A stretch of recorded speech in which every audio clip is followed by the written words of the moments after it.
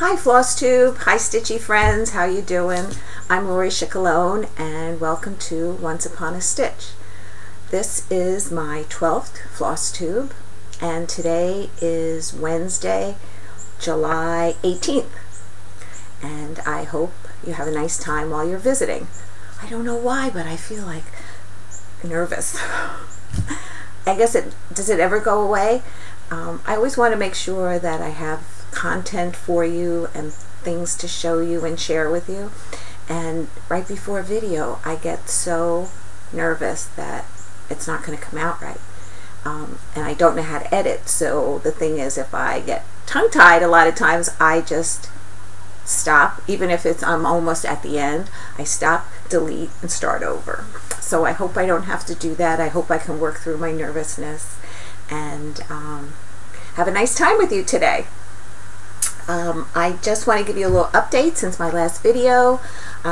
During the last 2 weeks or so, I'd gone into the Bronx, New York, where my mother-in-law and sister-in-law live, and helped them pack some of their belongings. They're downsizing.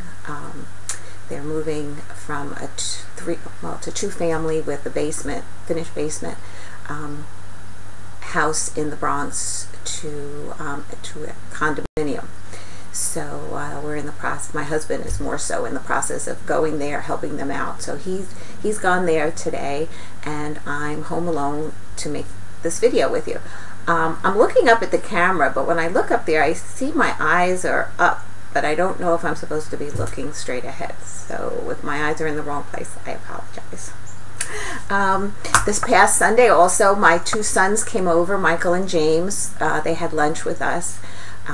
Amy was performing in New York in her off-Broadway play. She's now been in 3 of the 4 roles that she's the understudy for, and Sunday morning she got an early morning call that told her she was going to be on. So good for you, Amy. Let's see. Oh, and Rebecca wasn't here with us because good news for Rebecca and Mike is that she is no longer a kindergarten teacher. She is now principal of the school. She started officially July 1st, so she has been up to her eyeballs in getting her office ready, and well, she was the assistant principal at the school for a few years, so this principal retired, and she was able to interview for the position and get the job. So congratulations, Rebecca. So right now, good news in our family. So she was at the office, as a matter of fact, on a Sunday.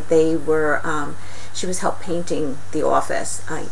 Yeah, there's custodians and stuff, but Rebecca's a hands-on person, and she and her dad had gone in and worked on her office. And then one day last Tuesday, as a matter of fact, my husband and I went down to the beach, the Jersey Shore. It was a beautiful day. We bring umbrellas, we sit under the umbrella, and I have a chair umbrella that I have as well. And of course I brought my cross stitch, and but I don't know, I felt antsy down there this time. Usually I can, like last year when I went down, we were at Atlantic City for a couple of nights, and we'd be on the beach, and I would bring my cross stitch and I would stitch for hours at a time. But this time I felt antsy, and I was like walking a lot, and I always look for sea glass because in the past New Jersey Shore was known for sea glass. A lot of times you just want some sea glass, you go down, but now it's really hard to come by. They've cleaned up the beaches a lot down in New Jersey. As a matter of fact, the water was crystal clear. It was gorgeous. A little chilly, but gorgeous. So I get my husband and I to walk the shore with me, and we look for sea glass. And we did come across a few things. I put them in little bottles, and I put them up on my windowsill in my craft room. And these were some of them. And I found this one. It's funny because it's the actual rim of the bottle. And the edges are all smoothed, so I don't know if it's as technical sea glass as it could be, but I got this one, and I told my husband that the hardest sea glass to find is blue. Browns and I guess greens are more obvious, and sometimes you find white, but blue is the color that's hardest to find. So I went back down to sit on my chair, and he comes back and look what he brings me. The tiniest piece of blue glass on the beach. So I was thrilled about that. And I pick up little stones and stuff. I try to get, I don't know if the color is going to show, but it's like a peachy color stone that I collect. I don't know, I pick up, I like them, and then I look for ones that look like hearts. So I guess that's not really too much of a heart, but this one I thought was kind of cool. Oh, you can't make it out, it's too small for me to hold in my hands, and yeah, little hearts. So that's that was our basically 2 weeks of what has been going on. Been taking it easy, doing some weeding in the garden, and my tomato. I have 2 tomato plants, and I've gotten some tomatoes from there. So we make bruschetta with it because it's really not enough to make any kind of sauce. So I make bruschetta with that, and that was coming out really good. Okay, I just wanted to show you. A lot of times people show you what they're all into. Besides me collecting, or I don't know if I'd say collecting sea glass, but it gives me something to do at the beach. I do have a postcard collection. Let's see, excuse me. And this is the box of postcards.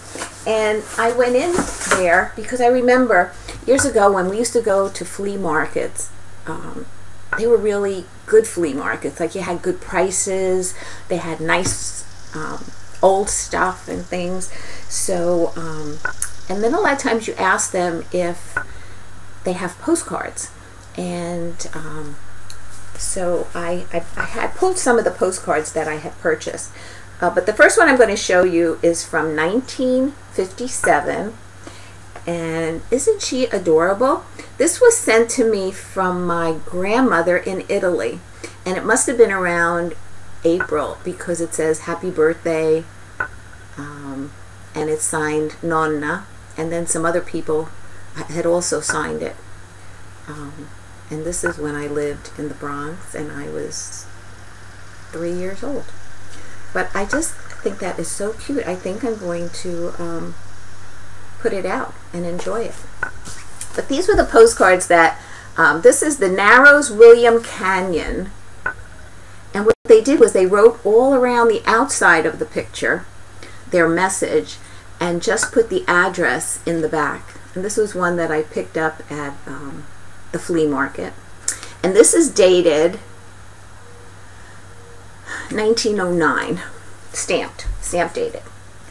This one, that's my book. This one's 1910, and he is writing to his friend and asking for shiny postcards from Belgium. And this is his card, and he is from Philadelphia. And the weird part about this address is it has the person's name, the town, and the country. I wonder if it got to her and how it got back here in the States, or was it non-deliverable? It doesn't say, but it's really interesting. So I picked that one up, and then this is the oldest one. It was really dated to 1906, and he wrote in the front, "From Emil, with love to all." It's 1907, but the postmark over here is 1906, right there. And this is a town over from me, and the street not too far away. So, and I picked that up at a flea market. And I think they were like a nickel each. So I have postcards from a lot of states and countries. Some people that knew that I was collecting them years ago would send me a postcard, and I always saved it.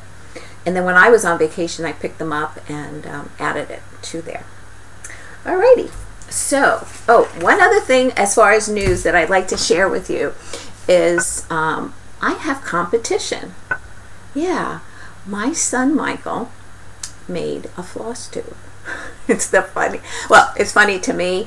I told him he's no competition to me, but he works for a company called Real Antique Wood, and if you're interested in seeing my son, you would go to that Flosstube channel. Well, it's not Flosstube, the YouTube channel, Real Antique Wood, and I would say, like, guess which one's my son? There's two gentlemen, I'll call them gentlemen, but I would say boys, in the video, and one of them's my son. And then if you do go, it's episode number 5, and then you have to, even if you don't watch the whole thing, one of them's my son, and then the next video, number 6, you have to check that one out, because you have to see the difference between 5 and 6, even if it's for a minute. And then I just watched the last one this morning, the latest one, and he was on there. They tell you about their company, what they do there. They have a little contest every week. They show some kind of tool, and from years ago, and the first person who guesses it correctly wins something from their company. So, and the last one, towards the end, they interview him of how he got started, his career, and how he ended up at that company, because Michael is in public relations, and he worked for an agency where he represented many companies. Now he went more on a one-on-one company where he just does the PR marketing for this one company. And I just thought it was funny, so I thought I'd share that with you, that if you want to see one of my sons, it would be on a Flosstube on Real Antique Wood.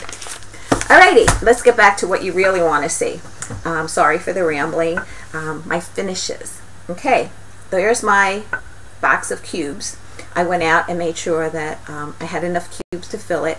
I went to one store where I initially got them, and there was only like 5 there, and I needed 3 more to fill them all in, and because I did have some, and they didn't have it, so I had to go to another dollar store and pick it up. So I do have a finish.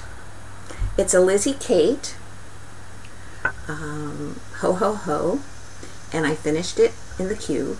I didn't put a bow on the top because it wouldn't fit in there, so what I'm going to do is I'm going to fill in one of the holes, and 1 down, 8 to go. I had some viewers message me from the last one, and let's see, Beth Pierce and Shirley McKinley, and they gave me excellent ideas that if I don't get all the cubes done, I can put a motif of some sort, a little statue or something else of that season, something Christmassy, a little Christmas tree in there maybe, which is a great idea. I'm going to try and get 2 squares done for the next couple of months so that I can fill them all in, but if I can't, then that's exactly what I'll do. I will decorate the circle, the cubes. Alright, finishes. Other than that one, I just finished the 2 pillows, the Lizzie Kate monthly Flip It series, August. I did show you that finished. This is for Rebecca. It has the charm on the pail. It's hard to see the pail because the white doesn't stand out that much, and that's the fabric. And then this one's mine. I changed the pail to green and the shovel purple, and same background. Alrighty, those were my finishes. Whips. Okay, this is the one that came to the beach with me. This is Kringle and Woolard. And from the last time I did the hat, the second boot, his what do you call it, shaft, cane, and a few more trees. So I just have some more trees on this side to do, and some snowflakes, and then figure out how I'm going to finish it. So that was one. Then this one I just I've been working on, the Sampler Company Plymouth Sampler. And since last time you saw it, I finished the alphabet, the water, and I think that's it. Solid stitching, so it does take time to get it done. So in the next rotation, I will probably finish. There's some border lines that have to be put in here, and hopefully maybe down the side. And then there's some trees and some motifs on this side, which...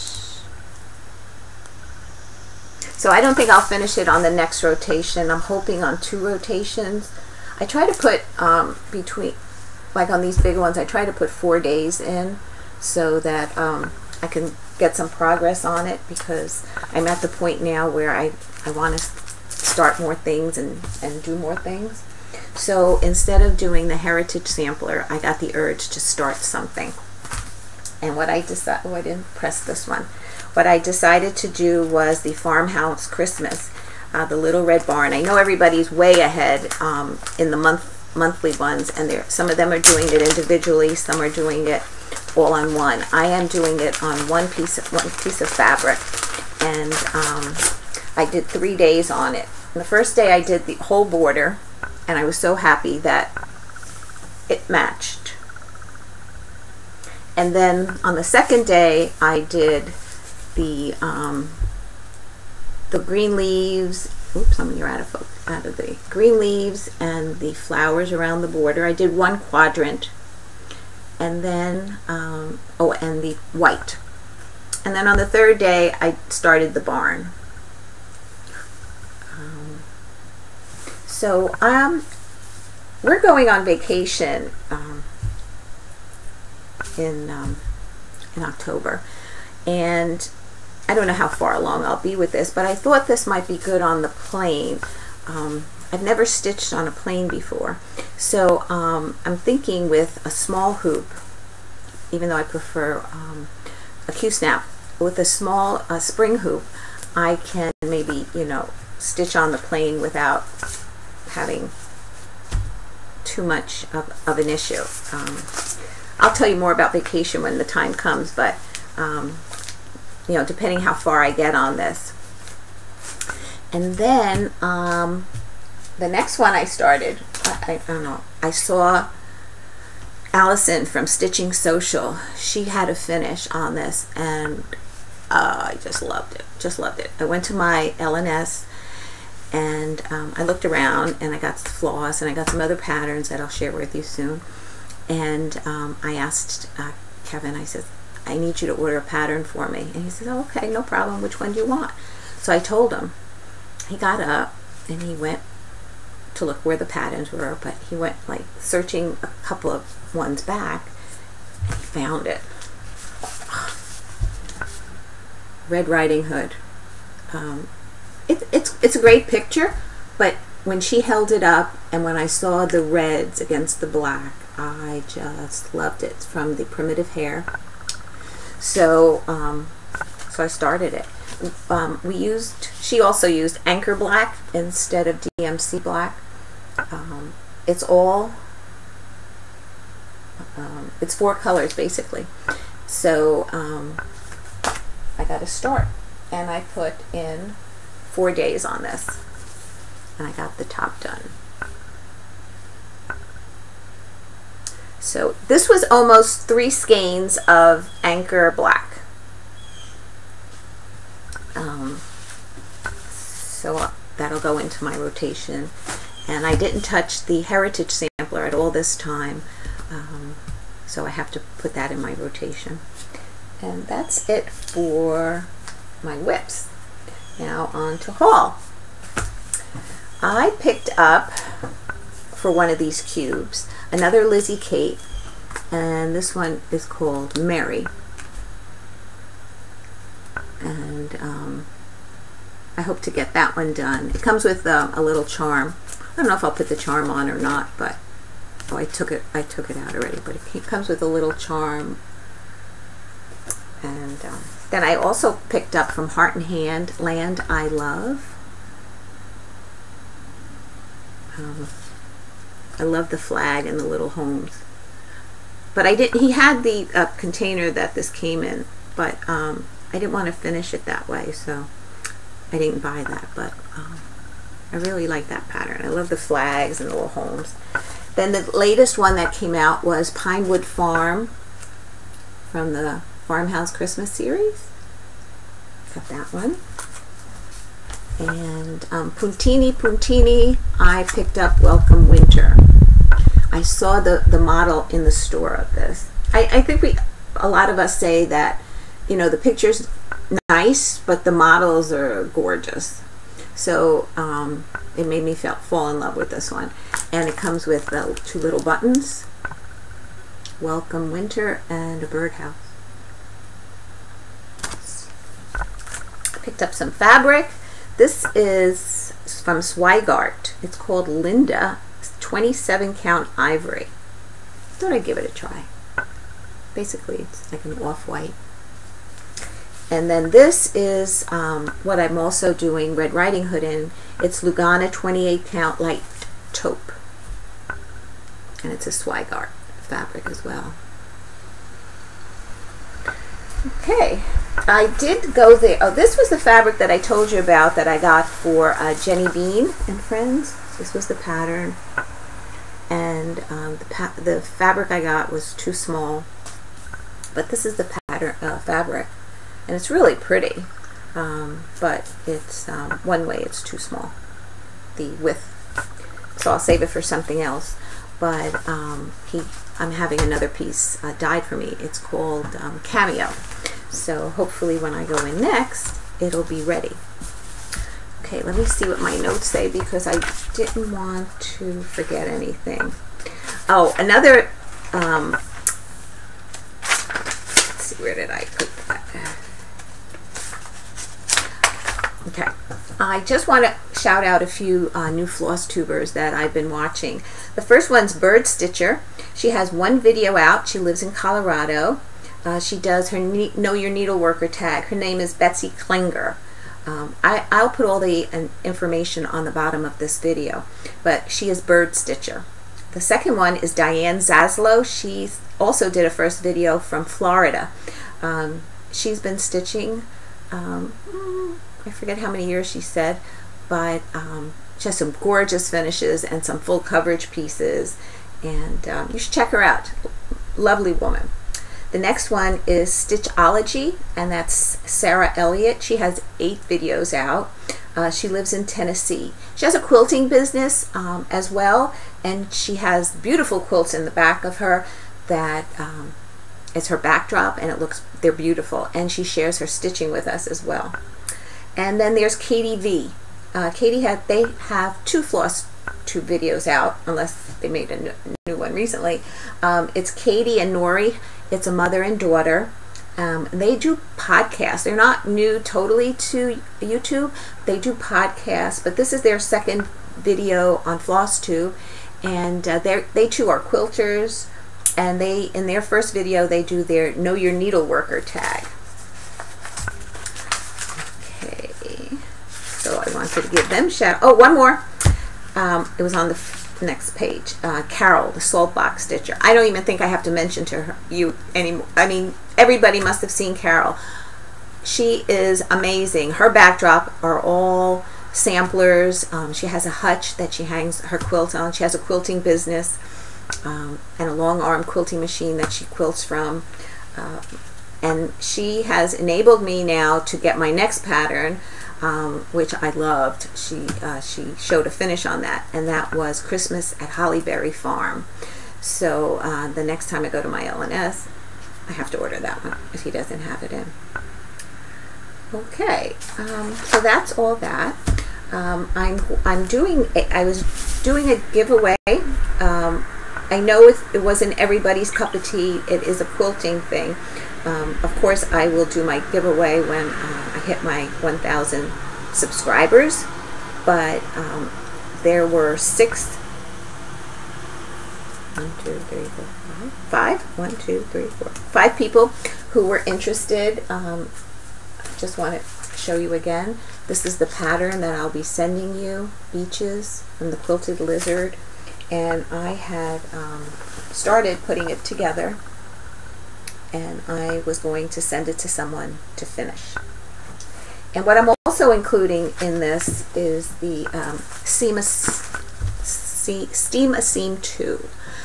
This is what I use in fusing any other background onto the fabric, whether it be a boat, the sun, a gate. Choices are yours to make. So that's going to be the giveaway, and I'm going to try and do a random number generator on my phone. 10. I don't want her to give me a number, but I want the see if I can get it up here online. If I have trouble with this, I did write everybody's name and I put it in a bag, but let's see if I can do this. 1, 2, 3, 4, 5. Okay. It's not coming out clear. Okay, I'm going to generate the number, and the number is 1. Okay, and that would be Tamara Bowen, right up top. Tamara Bowen. I'm going to include my email address below. Send me your address and I'll put this in the mail to you. Alrighty, now I'm just going to show you a few quilts. A few people had commented on my last video how they enjoyed seeing my quilts, so I'm just showing you ones that I've finished in the past. This incorporated embroidery as well as some quilting. Well, more embroidery. It was a pattern from Deborah Kaczynski. She has books out. It's a little wall hanging that I did. But I have to say that it was hard. See some of the French knots for the flowers. Some other kind of stitches in the tree. It was hard when you had a lot of layers, like the leaves, the stems, and then the stars. It was a lot of layers to go through in order to embroider, so that was a bit much. And then the house. Okay. Then these are baby quilts I'm going to show you. I don't know if you'll see. Basically what I did was I made somebody else a baby quilt, and this was the leftover, and those are little lambs. And then what I quilted around it was a picket fence. I don't know if it's showing up. And then the outside border was some flowers and ribbons. And basically, you know, for beginners, you can just get one motif for the center and then just put borders around it and make a baby quilt. And then this is the background. So that's one. Then this is a little wall hanging that I was practicing my quilting on. Like I made a quilt, and then sometimes I don't know what I'm going to do. So what I do is I practice. Actually, it's going to show, but there's stars at the top. No, I don't think it's coming through. Maybe I'm moving too quickly. There's stars, and then there's anchors on the side. Yep, up here you can see the anchor. And then I had on the bottom, got this upside down, bottom were sailboats, different sails that I practiced. And then because the quilting is yellow on yellow here, you can't see it. So what I did was I tried, this was a little wall hanging that I made to go with the quilt. So rubber duckies. And here's the actual quilt. And you can see the quilting on this better when I turn it over. I just don't want to see which is the top. Yeah, but that's the top.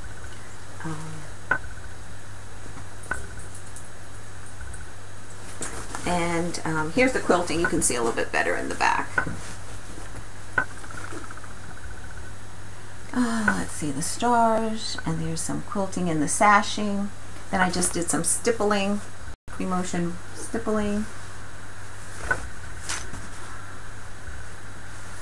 Anchors down the sides. I don't know if it's picking it up.